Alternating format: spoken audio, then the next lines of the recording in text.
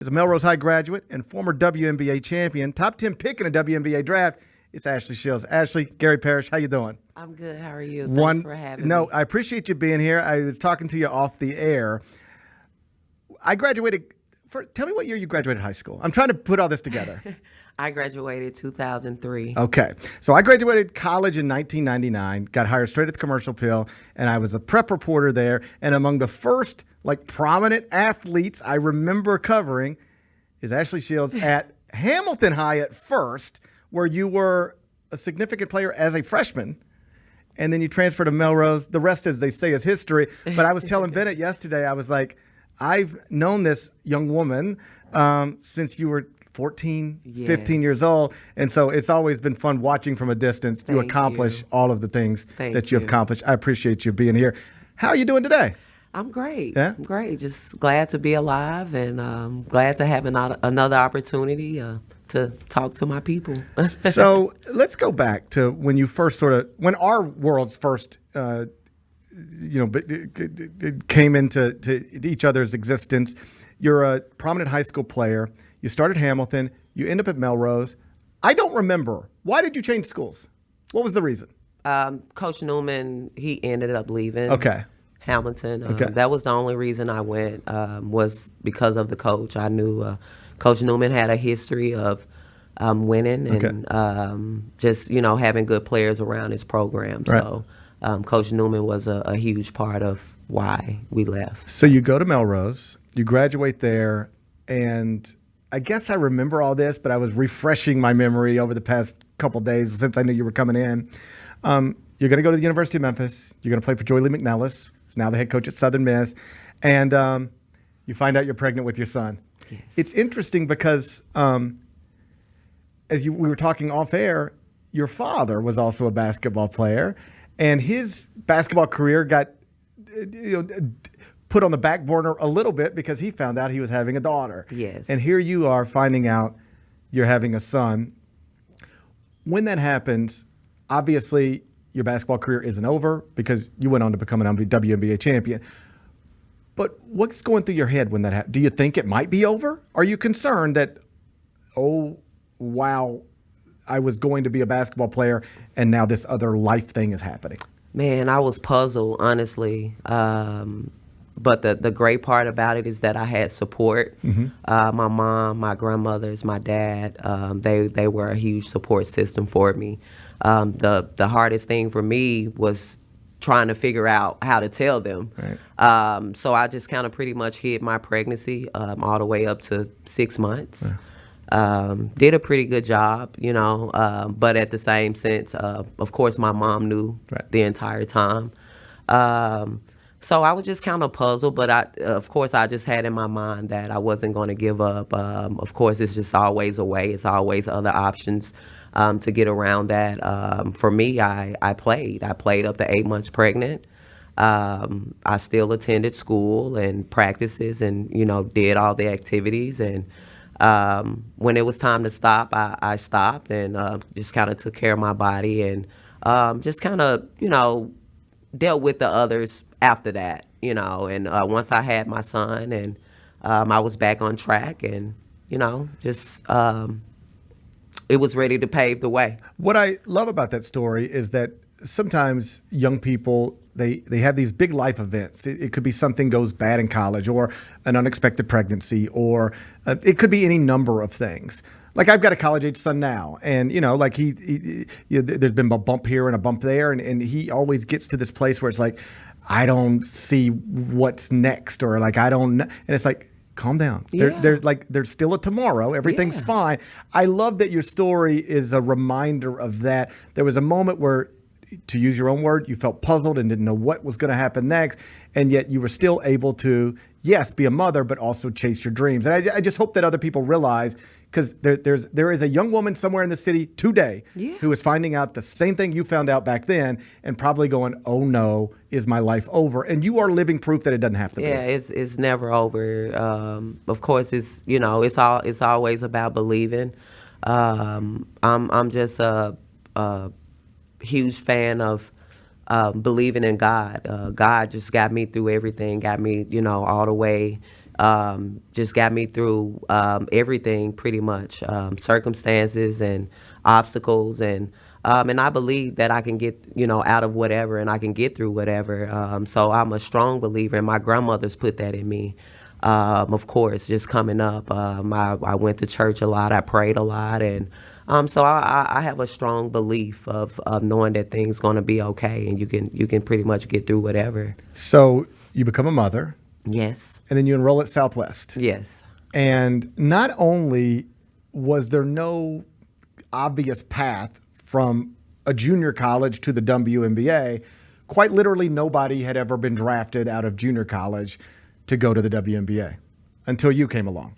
You're the first. You will forever be the first person who ever did that. I believe the 8th pick. Yes. In the draft, after a couple of years at Southwest, where you set all sorts of records and obviously was amazing. When did you realize, even though you were playing at a junior college in Memphis, you were on the WNBA radar? I knew that was something I've always wanted to do, was play in the WNBA. Really just didn't know. Of course, my mind, I thought I was going to a 4-year college. Right. That was the plan. Coach McNellis and I, we talked about go junior college, finish that, and I would definitely come and recruit you out of junior college. And so I definitely had in my mind that, one day, someday, I was going to make it to the WNBA. I just didn't know it was going to be that soon. So just, going in, focused, motivated. I got a son right here that I have to feed pretty much. So I was in survival mode, could nothing stop me, could nothing get in my way, no distractions. And I just remained focused, and I was on another level at the time. And I really, really wanted to make it out. Of course, I just had a son, so I had a lot to prove, and so that was one of them. But like I said, I just remained focused, and then look what happened, just all of a sudden. So you go with the WNBA, and very quickly you're a WNBA champion. And before the show started, they're working on some graphics, and they were like, do we put WNBA champion? And I'm like, yes, you put WNBA champion up there, because that's what she is. When you do that, like I also work for CBS Sports, and so when they introduce people, it's like former NBA All-Star Wally Zerbiak. He was an All-Star once, but he was an All-Star, so that's his title, former NBA All-Star Wally Zerbiak. And then it's former Final Four MVP, whatever. You are a WNBA champion. Yes. That is the way you'll be introduced for the rest of your life. Yes, sir. What do you remember about that experience? Whew. Man, just first of all, I remember when I first got to Detroit and I walked in the office of Bill Lambier. I was so nervous. I was scared. Honestly. Do you know Bad Boys, Pistons, all that stuff? Yeah, okay. I knew about the Bad Boys at the time. That's why I was scared. I was nervous. I'm like, oh my gosh. Like, I knew his expectations. I knew their expectations. And, and just for me to be a pick for them to bring to their program, it meant a lot, because I was that type of caliber, a player that they were looking for, and just being on that level. So it really meant a lot. It was really respect, for me. So just sitting there and Bill like, hey, I was trying to get you the first time. And but Houston didn't allow that. And I'm like, well, hey, I'm here now. Everything happens for a reason. And he just pretty much talked to me, told me his expectations. And we go into the gym, into practice. So I'm just trying to, feel everybody out, just trying to, get used to things. And he stopped practice. It's just in front of everybody. It was like, Shields, like, what are you doing? And I'm like, I'm just trying to feel things. I don't have time for you to feel things out. I need for you to come on, play. Like, what's up? Like, so he kind of got onto me right on there, like right then and there. And I was just like, okay, okay. That's all I needed to hear. Right. And from there it was history. And so I was just glad to be a part of that organization, a part of such great coaching, and a lot of veterans like Deanna Nolan, Katie Smith, Kara Braxton, Cheryl Ford, Alexis Hornbuckle played at Tennessee. So I was around a lot of greats that pushed me every day, and it was pretty cool. Talking to Ashley Shields, Melrose High graduate, WNBA champion. She will be inside FedEx Forum tonight. Celebrity game at halftime, Grizzlies Hornets. It's all for hoops for St. Jude. You can get all your information, Grizzlies/St. Jude. That's Grizzlies/St. Jude. So after the WNBA is done, I love this part. You get to travel the world. Like a young woman from Orange Mound is suddenly living in Israel. obviously there's a conflict there now. When we all watch that, it feels like it's a million miles away, even though it is heartbreaking to see. That was your home, at least temporarily. When you are watching what's happening in that part of the world right now, how does that impact you as somebody who, like, you're more familiar with that part of the world than I am, or Bennett is? Again, that was your home, at least temporarily. Yeah.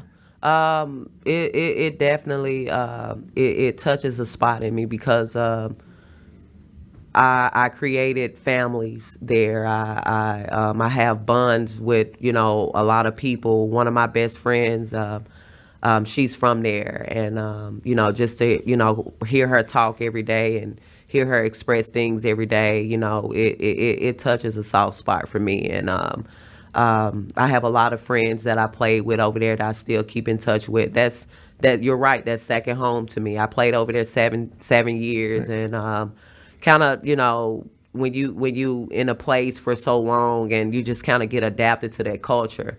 And that's what happened. I got adapted to that culture and to the people over there. And right to this day, we're still family. And so, yeah, it definitely hit a spot for me. And I hate what's going on. At one point, I was a part of the bombing and the missiles and all of that. I was a part of that. And so you've seen that? I've seen that. Wow. Like, it's so scary. And when you talk about sacrifice, a lot of people don't really understand the sacrifices you have to make to survive. And I've sacrificed, and I've seen a lot, over there. And I just thank God that the time that I was over there, the times that I were over there, everything was okay, and I made it out safe. But I did experience a lot over there. So, yeah. I want to talk to you about women's basketball because it has grown dramatically since you were playing either in college or at the professional level. Women's college basketball has never been bigger. Caitlin Clark, LSU, South Carolina, Dawn Staley. The WNBA is operating at a historically high level. The arrival of Caitlin Clark should take that to another level. Just what do you make of what we're watching? I was talking to somebody the other day, and this past weekend was the last regular season in men's college basketball. And it was completely overshadowed by women's college basketball, whether it was Caitlin Clark, the LSU South Carolina stuff. Just, it must make you proud to see what women's basketball has become. Yeah, finally. Man, we deserve that. We deserve all the noise that we're getting. And like at the time I was telling them, I didn't have social media wasn't that big. Right. Honestly, if it were, man, it would be even bigger for me. But just to see the youth coming up like Angel Reese, Flajay Johnson, Caitlin Clark, man, those are great players from South Carolina. Dawn got those players, the girls playing, and the emotion and the excitement that they bring to the game, man, is just so cool, just so cool to watch, so cool to see.